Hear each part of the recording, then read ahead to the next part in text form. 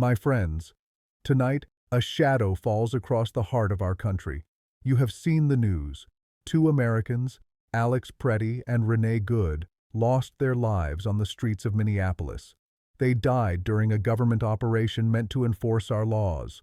Now, the nation waits, not just in worry or anger, but in search of answers. And in living rooms across the land, good folks ask quietly, what do we do now?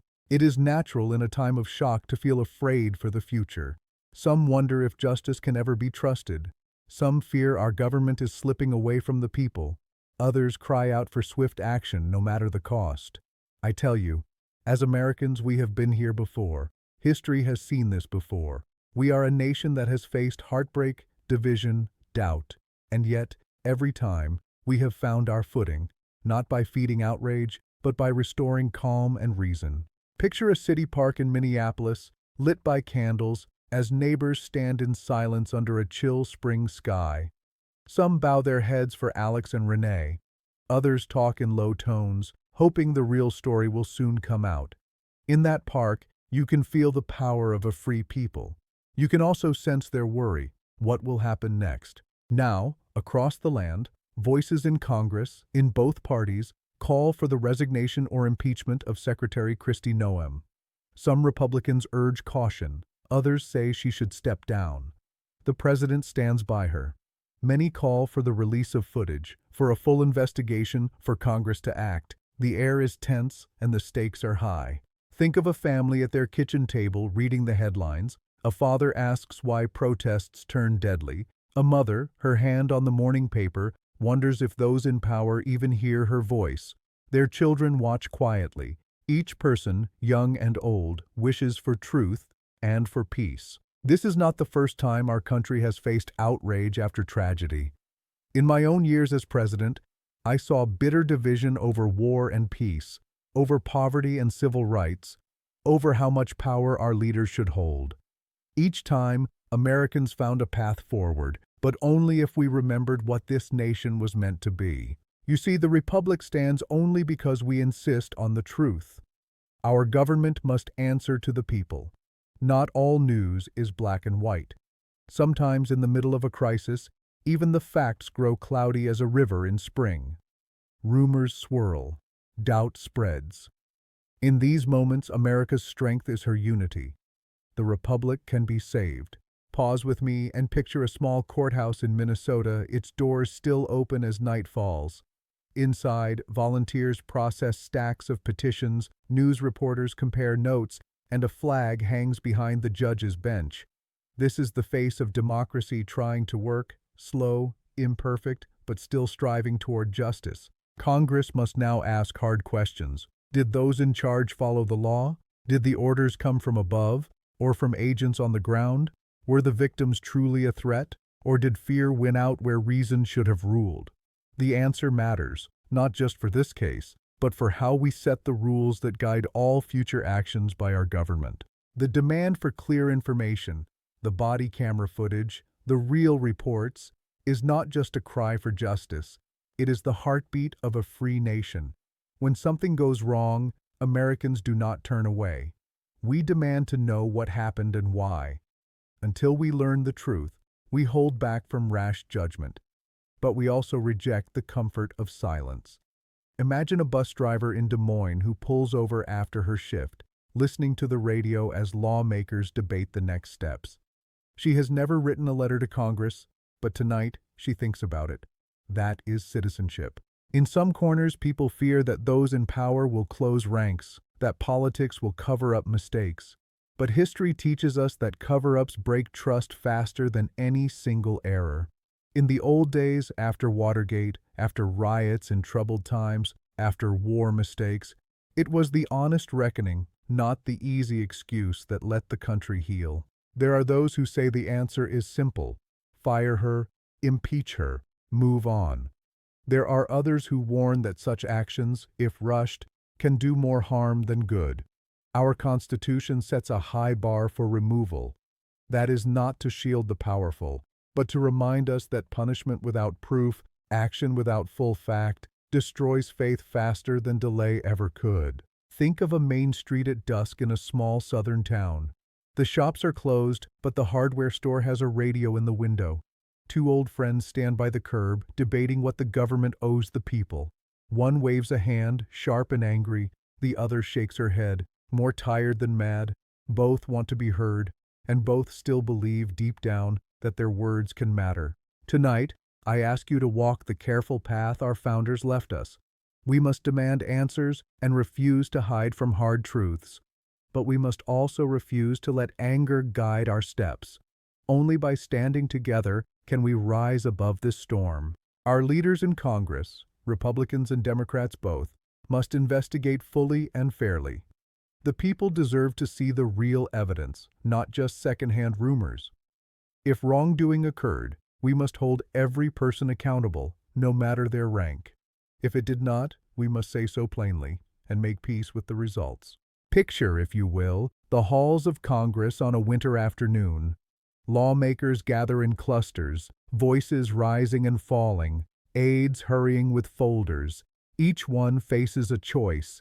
Will they seek the truth for its own sake, or only for the sake of party and power? And outside those halls, a teacher stands in a quiet classroom after her students have gone home. She writes tomorrow's lesson on the board. What do we do when our leaders make mistakes?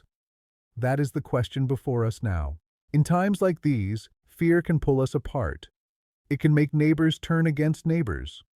It can turn hard questions into shouting matches, compromise into suspicion, and unity into something fragile. But the only thing we have to fear is fear itself. That too is the lesson of our past. Panic and bitterness are no answers for a proud democracy. But my friends, if history shows us anything, it is this. The Republic can be saved, not by loud demands or easy outrage, but by a calm, steady search for truth and justice. Picture a mother and her son outside a church on Sunday morning. They pause by a tree planted in memory of a neighbor, but my friends, if history shows us anything, it is this. The Republic can be saved, not by loud demands or easy outrage, but by a calm, steady search for truth and justice. Picture a mother and her son outside a church on Sunday morning. They pause by a tree planted in memory of a neighbor lost to violence.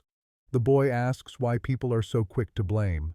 The mother says, "We must wait for truth, and we must stand together." That is the spirit we need now. There will be those who shout. There will be those who say, "Trust is broken. It cannot be rebuilt." But let me remind you, America has rebuilt trust before.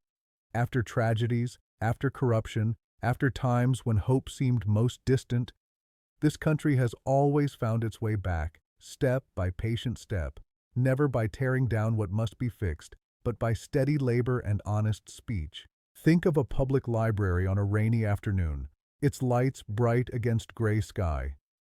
In the reading room, old men argue quietly about politics. A college student looks up from his notes, listening. On one side of the room, a girl writes a letter to her congressman. Each one, in their way, takes part in the work of democracy. Each one keeps faith with the country, even when answers come slow.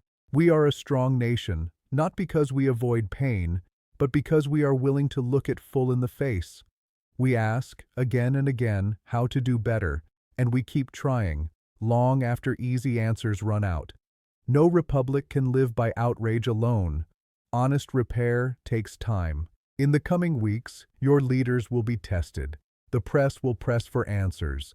Families will gather in church pews, on porches, in union halls, and at ball games, wondering if anyone hears their worries. Let us answer with humility and resolve. We do not demand perfection from government, but we must demand truth, humility, and the courage to change if wrong was done. Picture now a high school debate in rural Iowa. Two girls stand at the front, one defending the need for order, the other for justice. The gym is quiet but for their voices. The teacher smiles, knowing this is what freedom looks like.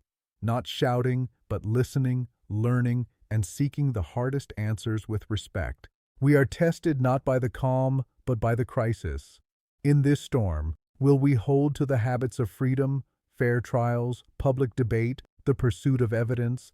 Will Congress do its job openly?